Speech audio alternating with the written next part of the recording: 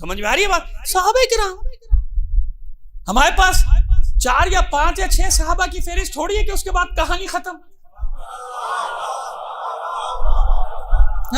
लोगों की फहरिस्त इतनी बड़ी है भाई, इससे आगे नहीं है, उसके बाद उनकी कहानी खत्म। 4, 5, 6, 7, 8, उसके बाद टाइम फिश, मामला कहानी है ही नहीं।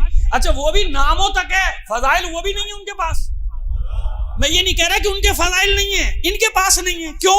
अगर फजाइल होते तो सहाबा के नाम पे अज़मत सहाबा रैली उठाई जा रही है और सहाबा की अज़मत बयान ही नहीं हो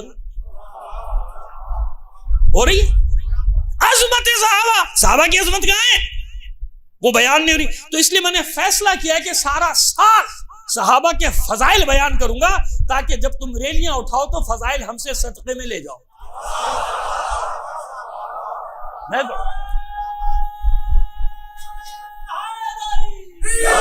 हमसे ले जाओ, हम तुम्हें देंगे, इतने फजाइल देंगे। मैंने क्या कहा आपसे? पूरा साल 1000 सहाबा की फहरिस्त है मेरे पास। कितनी?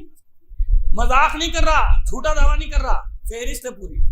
तो अब लगा लीजिए अगर 2-3 दिन का भी रोज जिक्र किया तो 1 साल तो आराम से निकल गया ना, 365 दिन। हमें कमी नहीं। तो हमने अब ये तय किया है कि हम तुम्हें फजाइल देंगे, ताकि आइंदा जब सहाबा के नाम पे रैलियां उठाओ तो कम से कम अज़मत सहाबा नाम ले रहे तो उसकी अज़मत बयान तो करो ना। तो उनकी अज़मत क्या है हम तुम्हें बताएंगे। तुम्हें क्या मालूम सहाबा की अज़मत क्या है? हमसे सुनो सहाबा की। कौन से सहाबा? सुम्मा लम यरताबू, जिन्होंने कभी शक भी नहीं किया। अब एक हद तक मजमून समझ में आ गया मेरा? सलवात भेजिए मोहम्मद आले मोहम्मद पर।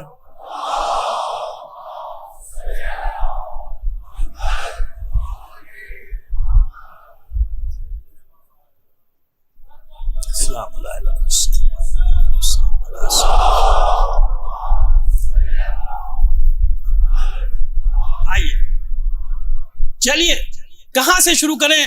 सोचते सोचते मेरी सुई एक जगह अटक गई, पहले वहां से शुरू करता हूं। सलवात भेजिए मोहम्मद आले मोहम्मद पर। कौन से साहबा जो ईमान लाए और ईमान लाने के बाद कभी भी पीछे शक नहीं हुआ एक लम्हे, कैसे ही हालात हो, कितनी खराब हो, मगर शक उन्होंने कभी किसी बारे में उनको शक नहीं हुआ। कभी शक्काकीन की सफ में नहीं खड़े हुए, कभी ऐसा नहीं हुआ। शक हुआ, जान चली गई, जो भी हुआ चले दे दिए, लेकिन कहीं नहीं। अच्छा उन सहाबा का जिक्र करेंगे जिन पे किसी कोई एतराज की उंगली भी नहीं उठा सकता, ठीक है ना? कोई एतराज की उंगली नहीं उठा सकेगा, उठा ही नहीं सकता, मुश्तरका है। मसलन एक नाम लेता हूं आपके सामने, हजरत खालिद इब्ने ज़ैद। और कोई ना समझिएगा, वल्दियत सुन ली मुझसे, वल्दियत बता दी ना मैंने। हजरत खालिद इब्ने ज़ैद खजरजी, बनी खजरज के। समझ में आ रही है बात? हजरत खालिद इब्ने ज़ैद खजरजी। नहीं समझे आप कहेंगे आप तो कहते हैं मशहूर साहबा का जिक्र करूंगा, ये कौन सा मशहूर नाम है? वाकई मशहूर नाम नहीं है, मैं खुद कह रहा हूँ। और मैं कह रहा हूँ कि सिर्फ मशहूर साहबा का जिक्र करूंगा, अभी आपकी समझ में नहीं आएगा ना, जब मैं तफसील बताऊंगा तो सब बात समझ में आ जाएगी। नाम है खालिद इब्ने ज़ैद खजरजी और कुनियत क्या है? अबू अय्यूब अंसारी। हजरत अबू अय्यूब। जब हम सहाबा का जिक्र करेंगे तो इत्मीनान रखो, पूरा शजरा भी बताएंगे, समझ गए? लापता लोगों का जिक्र नहीं करते। लापता के मानने वाले हैं, जिनका पता निशान मालूम होगा उन्हीं का जिक्र करेंगे। लापता लोगों का हम जिक्र नहीं करेंगे, पूरा शजरा भी आपको बताते चले जाएंगे कि कौन है ये, क्या है।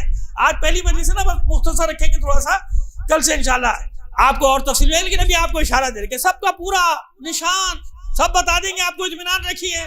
जब हम जिक्र करेंगे तो पूरा शजरे तक जाएंगे, कौन है, कहां से चला, किधर आया। सही है?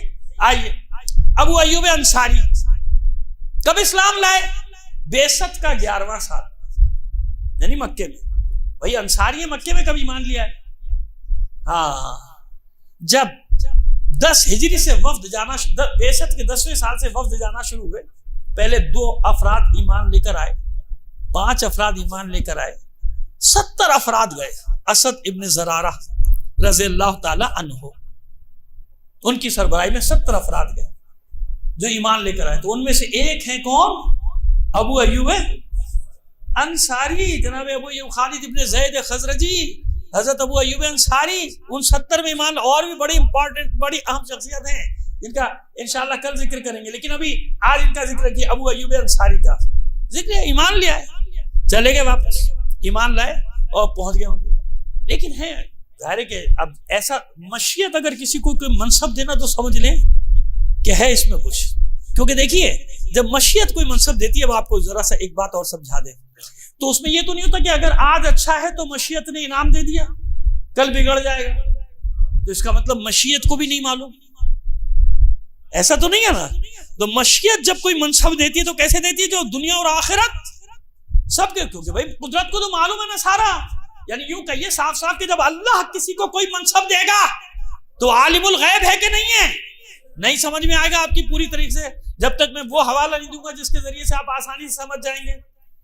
کیا فرمایا تھا خیبر کے میدان میں اللہ کے رسول نے جب بھیجنا تھا صبح کسی کو تو کیا فرمایا؟ تو یحبہ اللہ ورسولہ، یحب اللہ ورسولہ ویحبہ اللہ ورسولہ. کل اسے بھیجوں گا کہ جو اللہ اور اس کے رسول سے محبت کرے گا، اللہ اور اس کے رسول سے محبت، اور اللہ اور اس کا رسول اس سے محبت کرتے ہوں گے.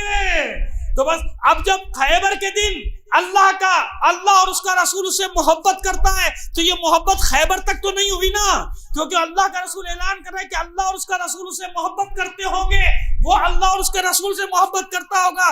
تو جب یہ ضمانت مل گئی تو طے ہو گیا نا کہ دنیا ہو یا آخرت، کوئی بھی زمانہ ہو، کب خلقت ہوئی مجھے نہیں معلوم، جب سے خلق کیا اللہ نے اس نور کو محبت کرتا ہے اور یہ بھی محبت کرتا رہے گا اللہ اور اس کے رسول سے. تو یہ وقتی محبت نہیں ہے، خیبر کی محبت نہیں ہے کہ 20 سال کے بعد کوئی کہہ دے وہ تو خیبر کے مقام پہ مشیت نے کہا تھا، بعد میں تھوڑی معلوم تھا کہ کیا ہونے والا ہے. تو جب اللہ کسی کو منصب دیتا ہے تو یاد رکھنا قیامت تک کے لیے وہ منصب ہوتا ہے.